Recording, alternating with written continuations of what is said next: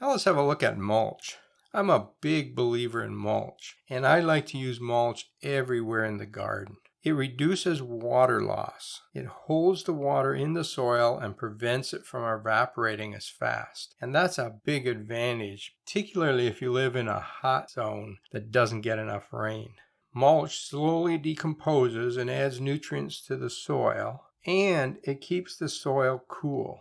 What a lot of people don't realize is that the roots of a plant want to stay much cooler than the air above the soil. When roots get too warm, they stop growing. And if they stop growing, the leaves above the soil start having a problem because they don't get enough nutrients and enough water. Plants grow best when the roots are cool. Here's a little experiment that happened in my garden. I had an area that I was digging up to make into a new bed. And so I dug the whole area up. It had a lot of stones in it, and I wanted to get rid of these big stones. I then went out and planted some daylily seedlings I had, and I mulched that with wood chip. And that's the picture you see on the right. About 4 feet away was another area that I didn't mulch. That's the picture on the left. Everything in that picture on the left is weeds, and they showed up within a month of doing this digging. On the right, there are a few weeds in there, but almost all the green leaves that you see are daylily seedlings. There's almost no weeds. This is one of the biggest reasons I use mulch.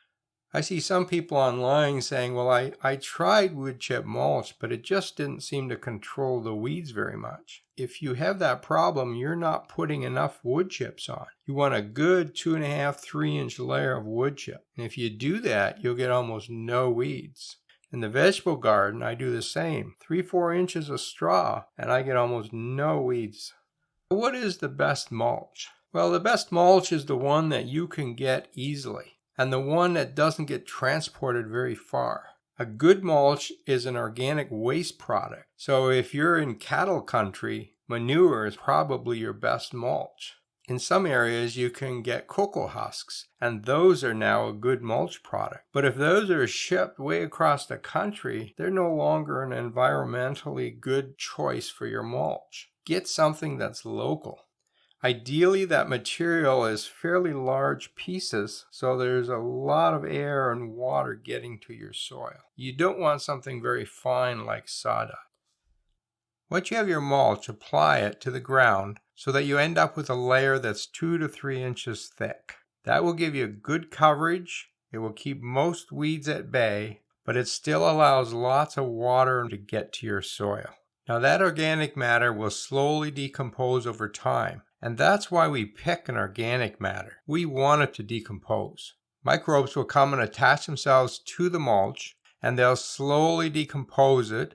That feeds the microbes in the soil, and the excess organic matter gets pulled down into the soil, and that improves soil structure. So over time, your soil will get better and better.